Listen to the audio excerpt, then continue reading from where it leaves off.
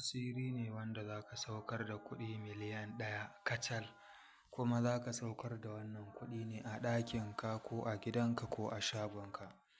Wannan asiri ne mai sauƙi wanda miliyan ɗaya kacal za ka cire ga maza da mata waɗanda suke neman jari ko suke so su biya wasu basussuka da ake bin su, ko suna so su yi aure ko wasu abubuwa da sauransu.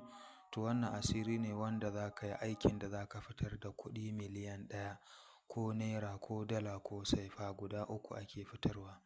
Insha Allahu kowanne kala daga cikin uku wanda kake da buƙata shi za ka fitar. Insha Allah wannan asiri yana da matuƙar tasiri sosai. Ya sa ma za ku je mu kwana biyu don mun kai kusan biyar aƙalla, mun kusa sati ba mu kawo muku asiri ba. To muna tsayawa ne mai nazari mu fahimci asiri, mu yi shi mu tabbatar da ya yi kafin mu kawo muku shi.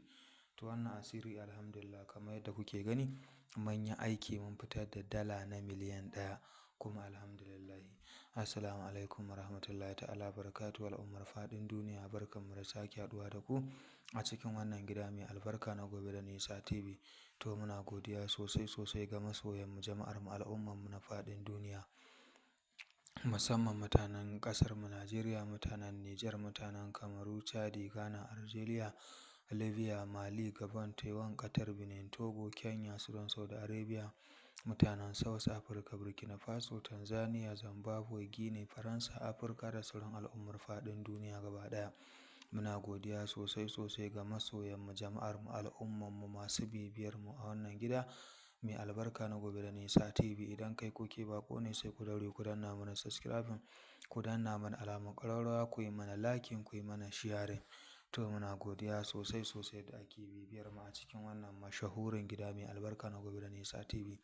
To kamar yadda na yi bayani a baya, wannan asiri ne wanda za ka yi aiki domin ka fitar da kuɗi miliyan ɗaya, na naira ko na saifa ko na dala.